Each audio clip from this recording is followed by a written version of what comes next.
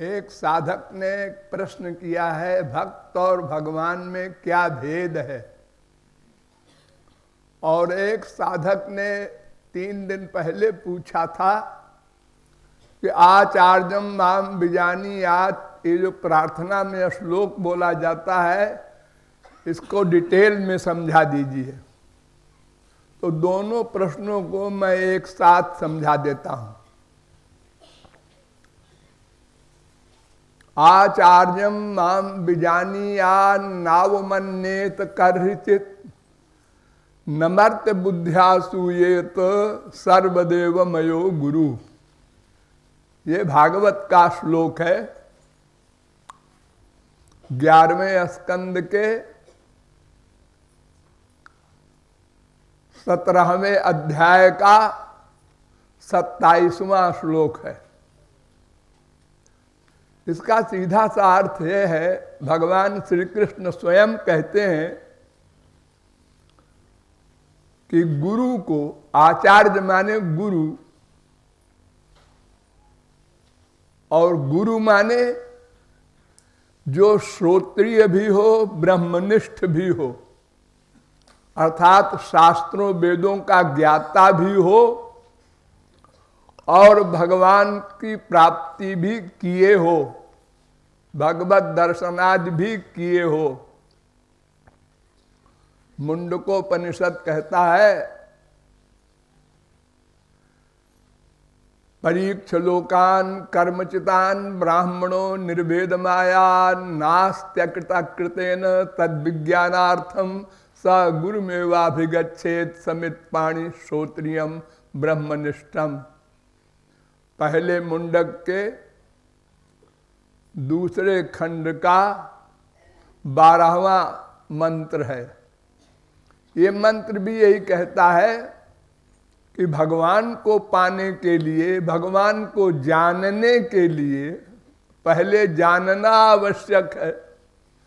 किसी श्रोत्रिय माने theoretical man, जो शास्त्र वेद के अर्थ को जानता हो, ऐसा ही नहीं, शास्त्र वेद के सिद्धांत को समझा दे। जानना पृथक वस्तु है, समझाना पृथक वस्तु है। बहुत सी बातें आप लोग सुनते सुनते जान गए हैं, लेकिन आप दूसरे को नहीं समझा सकते। समझाना अलग कला है, जानना अलग है। तो जो शास्त्रों वेदों के निष्कर्ष को समझा सके और जो भगवत प्राप्ति भी किए हो, इसी को गौरांग महाप्रभु ने अलग एक शब्द बना दिया, जे ही कृष्ण तत्व वेत्ता से ही गुरु होय। श्री कृष्ण तत्व का वेत्ता, श्री कृष्ण तत्व वेत्ता कौन होगा? जो श्रोत्रिय ब्रह्मनिष्ठ होगा। तो ये भागवत का श्लोक भी यही कहता है। भगवान कह रहे हैं कि आचार्य को, गुरु को मेरा स्वरूप समझो। मैं हूं, वो गुरु मुझसे पृथक नहीं है, मैं ही हूं, ऐसा मानो हृदय से। कभी भी उसका अपमान न होने पाए। गुरु का अपमान हो गया तो भगवान क्षमा नहीं कर सकते। दुर्वासा के पीछे चक्र चला दिया था। वो ब्राह्मण ब्रह्मर्षि थे, लेकिन क्षत्रिय भक्त के खिलाफ, अम्बरीश के खिलाफ उन्होंने कृत्या खड़ी कर दी। मारने को तो भगवान ने चक्र चला दिया। त्रैलोक में घूमे घूमे फिरे रोते हुए, किसी ने रक्षा नहीं की। वो नामापराधी है, उसकी रक्षा भगवान नहीं कर सकते। भगवान ने कहा, जहां तुमने अपराध किया है वहीं जाओ। तुमने अपराध अम्बरीश के प्रति किया है वो क्षमा कर दें तो क्षमा हो सकता है। ऐसे ही महाप्रभु की लाइफ में भी आप लोगों ने पढ़ा होगा, जब पुंडरीक विद्यानिधि के यहाँ गए थे महाप्रभु जी, वहां भी एक साधक का दिमाग खराब हुआ था। तो गुरु के प्रति अपराध को भगवान क्षमा नहीं कर सकते, लेकिन भगवान के प्रति अपराध हो जाए तो गुरु क्षमा कर सकता है और भगवान उसको मान लेंगे, मानना पड़ेगा। विष्णु स्थाने कृतम पापम गुरु स्थाने प्रमुच्यते और गुरु स्थाने कृतम पापम वज्रलेपो भविष्यति। भगवान के प्रति अपराध करोगे तो गुरु क्षमा कर सकता है, ये अधिकार है उसको। लेकिन गुरु के प्रति अपराध हो जाए, माने दुर्भावना हो जाए गुरु के प्रति, क्या दुर्भावना? न मर्त बुद्धिया सूयेत, मनुष्य की बुद्धि हो जाए कि ये भी हमारी तरह खाता पीता सोता रोता हंसता गाता सुखी दुखी होता है, जैसे हम हैं ऐसे ये भी है, थोड़ा हमसे अच्छा होगा। ये मनुष्य बुद्धि, क्योंकि शरीर तो मनुष्य का है गुरु का, और व्यवहार में सब उसी प्रकार का वो व्यवहार करता है जैसे हम करते हैं, बल्कि हमसे भी करोड़ों गुना आगे। आप लोगों में से शायद ही किसी ने किसी का मर्डर किया हो, लेकिन अर्जुन ने करोड़ों मर्डर कर डाले, हनुमान जी ने करोड़ों ब्राह्मणों की हत्या कर दी, लेकिन वो महापुरुष बने रहे।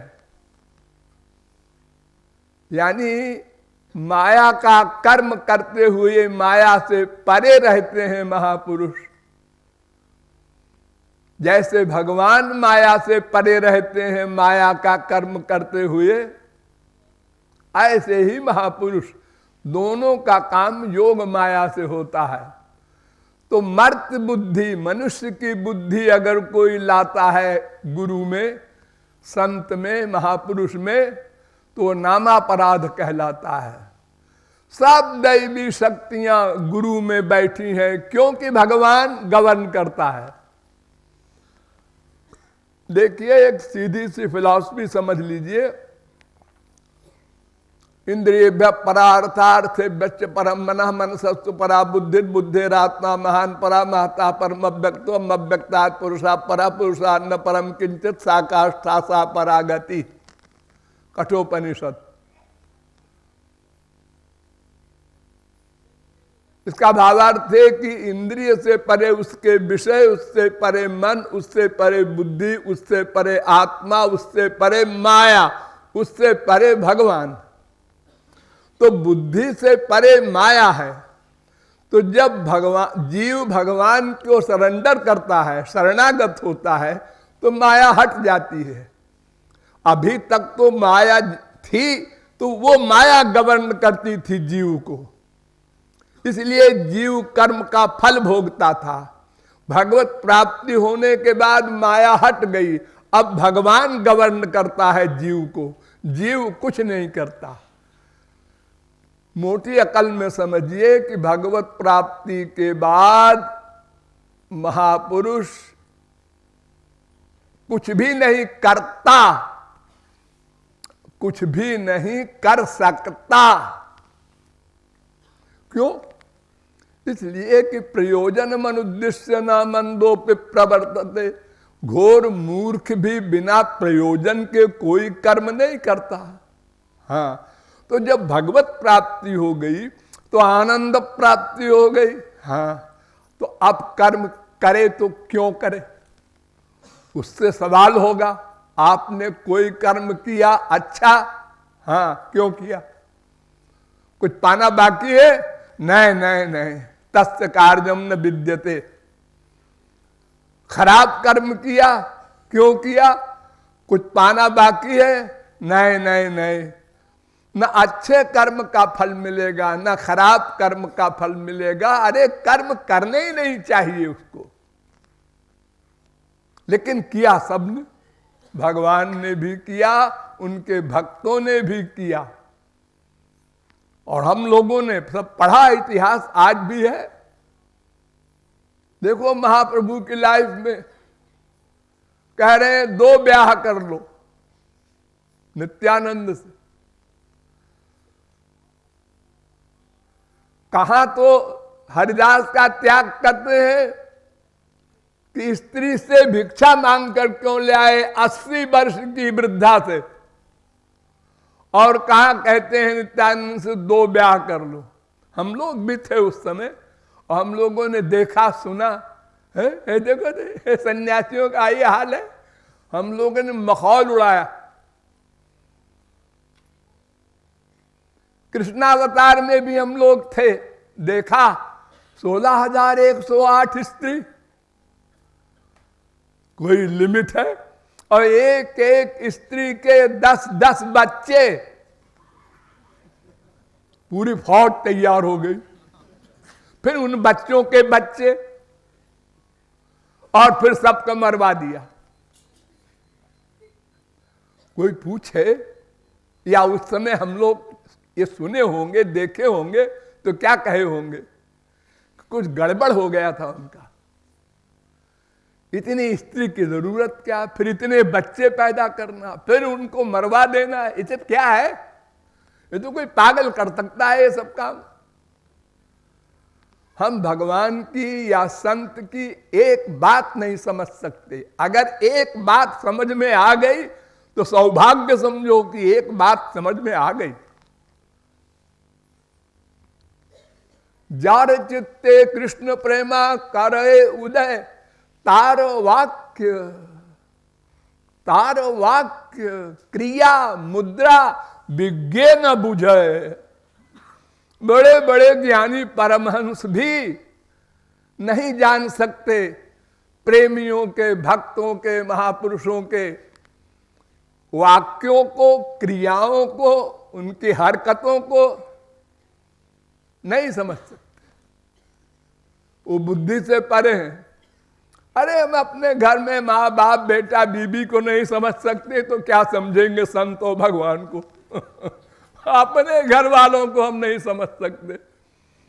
अपने ही घर में स्त्री चरित्रहीन है, पति को नहीं मालूम है, पूरी उम्र बीत गई। पति दुष्चरित्र है, स्त्री को नहीं मालूम हुआ, पूरी जीवन बीत गया। हमारी बुद्धि है कितनी जो हम भगवान और महापुरुष को जानने का दावा करेंगे। तो मनुष्य की बुद्धि लाना ये नाम अपराध, सबसे बड़ा पाप। फिर उसको बोलना किसी से, उसको निंदा कहते हैं, वो और बड़ा पाप। तो वो भगवान कह रहे हैं कि आचार्य मानो गुरु को मेरा स्वरूप मानो, नावमन्येत भूल कर भी दुर्भावना न होने पाए, और न मर्त बुद्धिया मनुष्य की बुद्धि मत लाना उसमें। वो व्यवहार तो सब करेंगे ऐसे ही जैसे तुम करते हो। हाँ भगवत प्राप्ति हो गई प्रहलाद को, हाँ हो गई। नरसिंह भगवान का अवतार हुआ, हाँ हुआ। उसके बाद क्या हुआ? उसके बाद ब्याह किया प्रहलाद ने। भगवत प्राप्ति के बाद ब्याह किया, हाँ बच्चे हुए, हाँ ये ध्रुव हैं, हाँ इन्होंने 5 वर्ष की आयु में भगवत प्राप्ति कर लिया, हाँ बड़े हुए, ब्याह हुआ। अरे प्रहलाद ने 1 मनवंतर राज्य किया। ध्यान दो, 43,20,000 वर्ष का 4 युग, 71 बार 4 युग बीत जाए तो 1 मनवंतर, यानी 30,67,20,000 वर्ष का 1 मनवंतर। इतने दिन तक प्रहलाद ने राज्य किया। हम लोग भी थे, हमसे भगवान भी सीनियर नहीं है, जीव क्या सीनियर होगा, हम भी नित्य अनादि हैं। हर समय थे हम। और हम लोग बोलते थे उस समय भी, ये प्रहलाद इतने दिन से राज्य भोग रहे हैं, इनको वैराग्य नहीं हुआ। और बड़े बड़े बाबा लोग कहते हैं इनको भगवत प्राप्ति हो चुकी है। बाल्य अवस्था में है क्या भगवत प्राप्ति हो चुकी है? हम लोगों ने उस समय ये कहा। हम नहीं समझ सकते कि महापुरुष हो, भगवान का कार्य योग माया से होता है और हम लोगों का काम माया से होता है। ये अंतर है। योग माया माने योग रहे अपनी पर्सनालिटी में और काम करे माया का, उसको योग माया कहते हैं। वो इम्पॉसिबल को पॉसिबल करता है भगवान और महापुरुष। कर्तुम अकर्तुम अन्यथा कर्तुम समर्था शक्ति है उसके पास।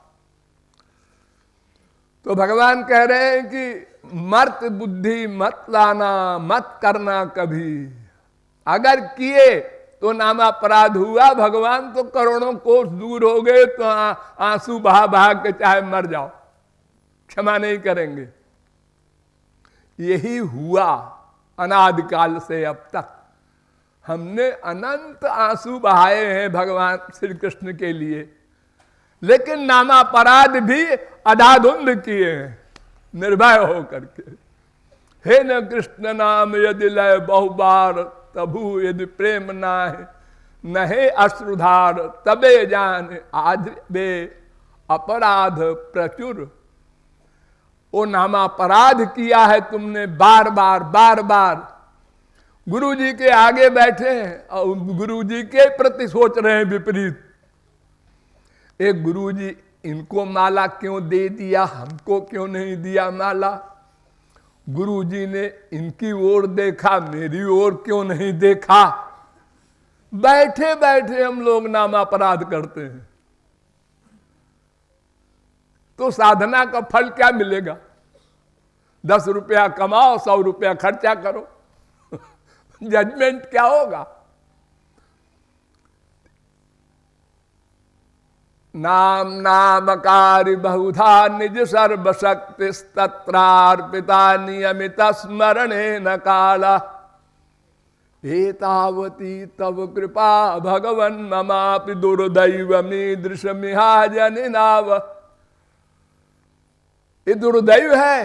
गौरांग महाप्रभु ने दुर्दैव शब्द का अर्थ किया, ये नामापराध जो करते हैं हम लोग, इसलिए नाम में भगवान की शक्ति होते हुए भी हम उससे वंचित हो जाते हैं।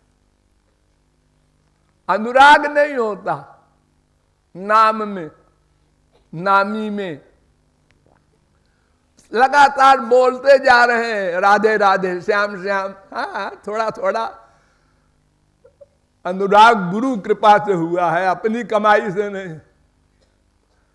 लेकिन इतनी देर नहीं होनी चाहिए। अनंत जन्म बीत गए और हम राधा कृष्ण से नहीं मिल सके।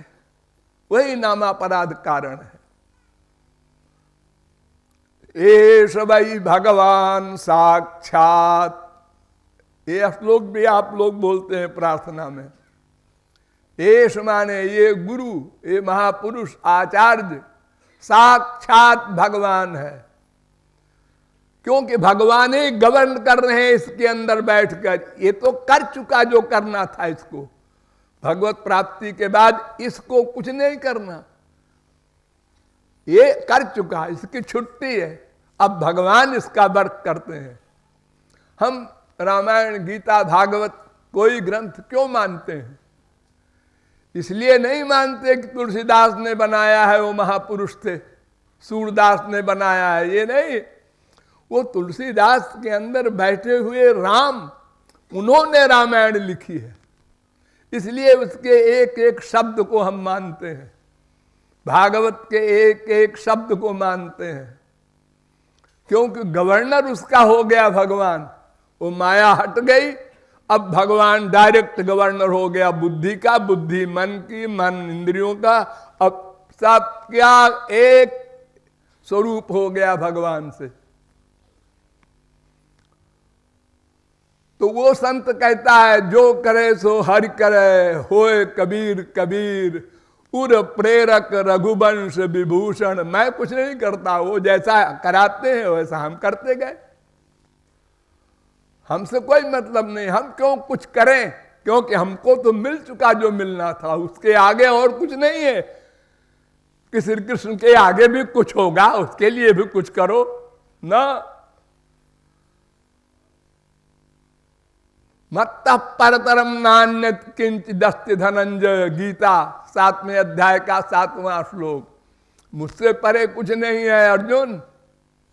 जब उनको पा लिया तो अब क्या करना है? अब तो वो जो कुछ करेगा जीव कल्याण के लिए करेगा, अपने लिए कुछ नहीं करेगा, और वो भगवान के द्वारा गवर्न होगा। वो स्वयं अपनी बुद्धि से कुछ नहीं करता, क्योंकि छुट्टी हो गई। मुक्ति माने छुट्टी।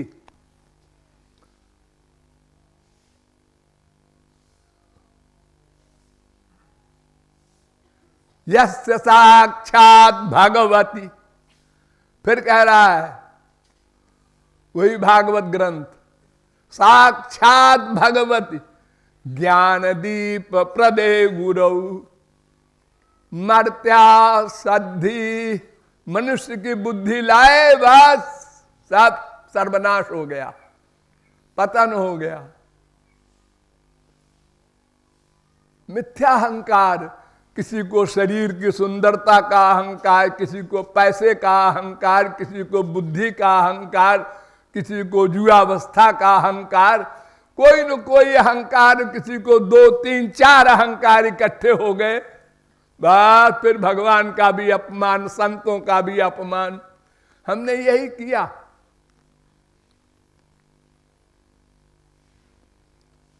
तो भक्त और भगवान में भेद नहीं है। कहीं कहीं लिखा है भगवान बड़े, कहीं कहीं लिखा है भक्त बड़ा, और कहीं कहीं लिखा है दोनों बराबर एक हैं। ये 3 बातें शास्त्रों वेदों में लिखी हैं। पहले वेद को ही लो। वेद कहता है कि देखो भगवान की भक्ति करना है तुमको, हाँ, सब शास्त्र वेद। भगवान ब्रह्म कार्त्स्नेन त्रिदन्वीक्ष मनीषया, तदध्यवस्यत कूटस्थो रतिरात्मन यथा भवेत।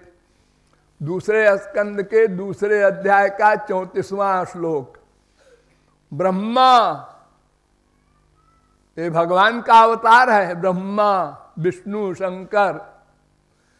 ब्रह्मा ने 3 बार वेदों को मथा, त्रिरन्वीक्ष, 3 बार।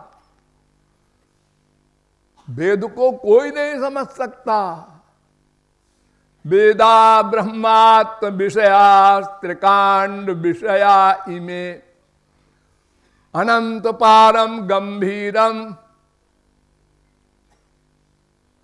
ये अनंत पार है, इसकी लिमिट नहीं है, इसलिए कोई नहीं जान सकता। मुह्यंत यत सूरया, कोई भी हो, सरस्वती बृहस्पति, वेद को नहीं समझ सकता कोई। ब्रह्मा नहीं समझ सका, फिर भगवान ने अपनी बुद्धि दी। तेने ब्रह्म हृदय आदि कवये, तब जाना। तो 3 बार मथ कर ब्रह्मा ने कहा केवल श्री कृष्ण की भक्ति करो। इसी बात को वेद कहता है श्वेताश्वतरोपनिषद में 6वें अध्याय का 23वां श्लोक। यस्य देवे परा भक्ति यथा देवे तथा गुरौ, तस्यैते कथिता हि अर्था प्रकाश्यन्ते महात्मना। जैसी भक्ति भगवान के प्रति हो, वैसी ही भक्ति गुरु के प्रति हो। 0.1% भी न भगवान की भक्ति कम हो और न गुरु की कम हो, दोनों एक हैं, ऐसा मानकर दोनों की भक्ति करो।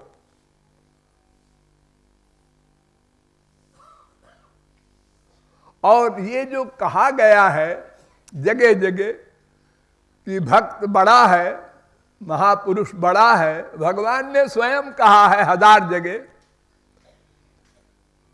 वो इसलिए बड़ा मानते हैं कि भक्त के द्वारा ही, गुरु के द्वारा ही हमको लक्ष्य की प्राप्ति होती है। ध्यान दो, भगवान तो हमको समझाने आएंगे नहीं कि भगवान क्या होता है, जीव क्या होता है, माया क्या होती है, संसार क्या होता है, ये सब समझाने भगवान तो नहीं आएंगे, ये गुरु ही समझाता है। कोई पैदा होते ही तो ज्ञानी नहीं हो जाता, और अगर कोई हो जाता है तो ठीक है, किसी युग में कोई करोड़ों में एक हो गया संस्कार बस, बाकी को तो काका गागा पढ़ना पड़ता है। भगवान का ज्ञान तो बहुत दूर की बात तो हमको ज्ञान देने वाला सबसे पहले महापुरुष, फिर उसकी साधना बताने वाला महापुरुष, फिर साधना के समय हमको बार बार संभालने वाला महापुरुष, फिर जब अंतःकरण शुद्ध हो गया 100% भक्ति के द्वारा, तो दिव्य प्रेम, दिव्य शक्ति देने वाला वो भी गुरु। भगवान नहीं देते।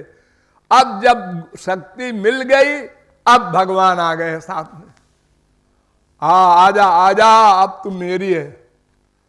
अब आए हो, सारी मेहनत तो गुरु ने की।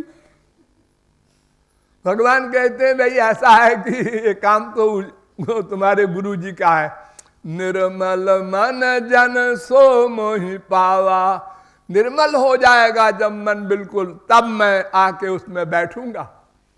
तेषाम नित्याभियुक्ता नाम योगक्षेमम बहाम्य हम। 9वें अध्याय का 22वां श्लोक। तो भगवान और महापुरुष दोनों की साथ साथ भक्ति करो।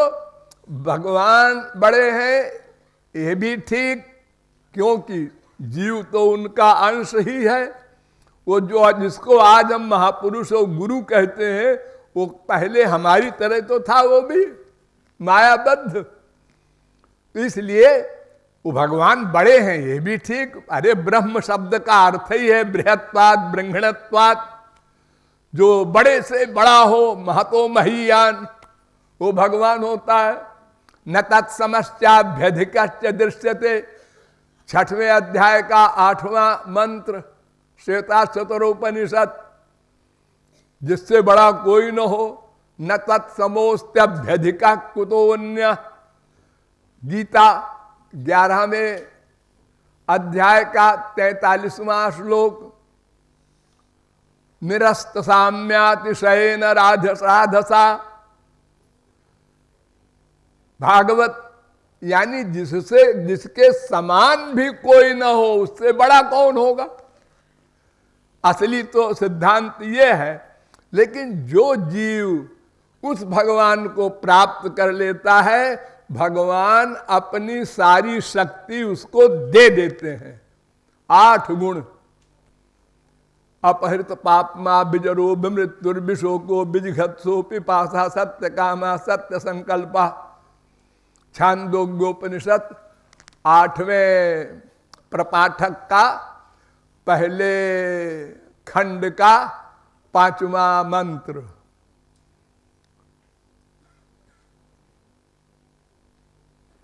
अर्थात वो जीव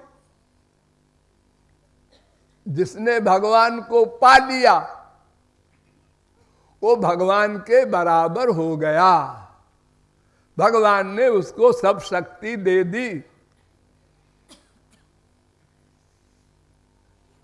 इसलिए बराबर तस्मिंस्तज्जने भेदा भावात। नारद जी ने अपने भक्त दर्शन में कहा कि भेदा भावात, भेद नहीं है भक्त और भगवान में, एक है दोनों। और साधारण भाषा में भी ब्रज के रसिकों ने कहा है, भक्ति भक्त भगवंत गुरु चतुर नाम बापू एक। एक शरीर के ये 4 नाम हैं। तो भक्त और भगवान में किसी को छोटा किसी को बड़ा मानना ये नामापराध है। हाँ, हमारे मतलब के हिसाब से, हमारे स्वार्थ के हिसाब से गुरु बड़ा है, बहुत बड़ा है, भगवान से अनंत गुना बड़ा है। इसलिए कह देते हैं ना, गुरु गोविंद दोनों खड़े काके लागू पाए। गुरु न होता तो विश्व में किसी को भगवत प्राप्ति न होती। बैठा रहता भगवान अकेला अपने गोलोक में, कौन पूछता भगवान को। अरे जब करोड़ों गुरु अनादिकाल से अब तक हमको मिले, समझाया, हमने समझा भी, लेकिन कंप्लीट सरेंडर नहीं किया भगवान को और भगवत प्राप्ति नहीं किया, तो जब कोई संत न होता, सब संत सोच लेते कि अजी अपना काम हो गया, ये सब बूढ़ा कबाड़ा से कौन खोपड़ा भंजन करे, इनको समझाने जाओ तो ये कहेंगे हमारे बीच में क्यों आए हो, तुमको वैराग्य हो, तुम जाओ जंगल में रहो। ये उल्टा हमको ही डांटेंगे, दोष निकालेंगे। हर समय हर जन्म में हमने दोष देखा संतों में, और जब वो चले गए, पूजा हो रही है, तुलसीदास, सूरदास, मीरा, कबीर, नानक, तुकाराम, गौरांग, महाप्रभु साहब की पूजा हो रही।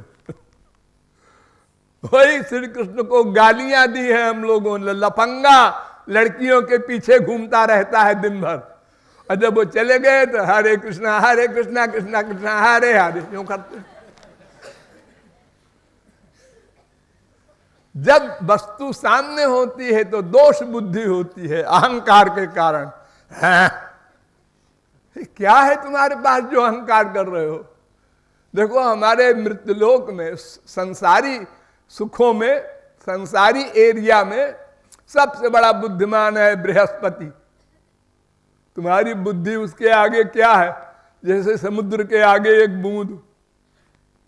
सबसे सुंदर है कामदेव, उसके आगे तुम्हारा स्वरूप क्या है। जो दुनिया भर की विश्व सुंदरी कहलाती है, वो तो ऐसे है उर्वशी मेनका के आगे, जैसे कोई विश्व सुंदरी के आगे कोई सुकरी खड़ा कर दे। सुअर सुअर ये भी कंपटीशन में खड़ी है तो लोग हंसेंगे कि ये खड़ी है, अरे सुअर है। तो ऐसे ही विश्व सुंदरी भी उर्वशी के आगे है, तो वो भी स्वरूप किसी का नहीं। बल में भी कोई नहीं, ऐश्वर्य में इंद्र कोई नहीं, धन में कुबेर कोई नहीं, कोई भी चीज तो नहीं है किसी के पास अहंकार करने का। फिर भी अहंकार में दीवाने हैं। प्राप्ते 16 वर्षे गर्द भी चाप सराहे थे। 16 वर्ष की उम्र की गधी भी अपने को अप्सरा समझती है। हाँ, एक लड़की को कोई देवता मिल गया और देवता ने कहा बेटा कुछ मांग लो हमसे, आज हम सोच के चले हैं कि हमको जो मिलेगा उसको वरदान देंगे। तो उस लड़की ने कहा कि जो इच्छा हो दे दो। तो उनने कहा कि नहीं, तुमको जो जरूरत हो। थोड़ा सा मुंह टेढ़ा था उसका। तो देवता ने कहा तुमको सुंदर बना दूं। तो एक झापड़ लगाया उस लड़की ने, क्या मैं कुरूप हूं? कोई नहीं मानता, हर अहंकार में डूबा हुआ है। और जब वही लड़की 16 वर्ष वाली 56 साल की होती है तो बेटा जरा हाथ पकड़ ले, हमको उठा दे। अब शरीर के छूने का अपराध नहीं लग रहा है? तो सब अहंकार में, लड़का लड़की जो कुछ जितने भी हैं विश्व में, सब अहंकार के कारण नामापराध करते रहे और भगवान और संत दोनों से वंचित होते रहे। जब बुढ़ापा आया, खूब अटैचमेंट हो गया नाती पोते ने, तो थोड़ा होश आया, तब फिर राधे राधे कर रहे हैं और चिंतन कर रहे हैं पोते का वो बीमार है, फिर क्या मिलेगा? अब तो तुम्हारे मन का अटैचमेंट बहुत गहरा हो गया। जहां मन का अटैचमेंट होता है उसी का फल मिलता है, ये सिद्धांत है शास्त्रों वेदों का। तो इसलिए भक्त और भगवान में भेद बुद्धि नहीं रखो।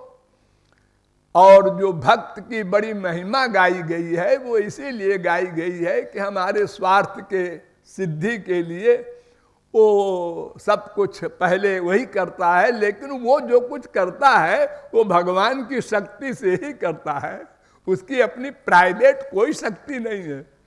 इसलिए हम कह दें भक्त बड़ा होता है भगवान से, कैसे बड़ा होता है? क्या है उसके पास? पहले तो 0/100 था, अब भगवान ने अपनी शक्ति दे दी तो बराबर हो गया। अगर भगवान थोड़ा नाटक करे, अपनी शक्ति छीन ले तो 0/100 हो जाए। हाँ, नारद जी को दे दिया बंदर का मुंह, तमाम बड़े बड़े लोगों को पतन हो गया। गरुड़ जी है, पार्वती है, बड़ी बड़ी पर्सनैलिटी जो ब्रह्मांड नायक की श्रीमती है, इनका भी दिमाग खराब कर दिया भगवान ने खेल खेल में। वो तो भगवान और भक्त में कोई भेद नहीं होता, ऐसा बुद्धि में स्थिर रखो। लेकिन चूंकि हमारा स्वार्थ गुरु से ही सिद्ध होगा, इसलिए वो विशेष हम उसके ऋणी हैं। और यही भावना रख करके हरि गुरु दोनों की एक साथ भक्ति करो। लेकिन अगर कोई कहे कि भगवान को देखा नहीं, गुरु की भक्ति आराम से होती है, ये ठीक है, ये शास्त्र वेद भी मानते हैं इसको, कि जिस चीज को हम देखते हैं, जिसका व्यवहार हमको मिलता है, जिसका प्यार हमको मिलता है, उसमें हम जल्दी आगे बढ़ जाते हैं।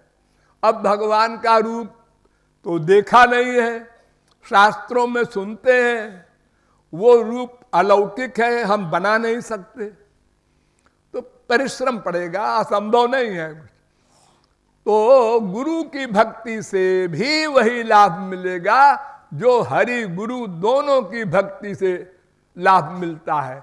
लेकिन केवल हरि की भक्ति नहीं हो सकती, भगवान से डायरेक्ट कांटेक्ट नहीं हो सकता, केयर ऑफ गुरु होगा। इसलिए गुरु और भगवान दोनों की भक्ति करो या केवल गुरु की भक्ति करो तो भी वही लक्ष्य प्राप्त हो जाएगा। तो भक्त और भगवान में कोई भेद नहीं। और इस श्लोक का अर्थ भी आप लोग समझ गए। बोलिए लाडली लाल की।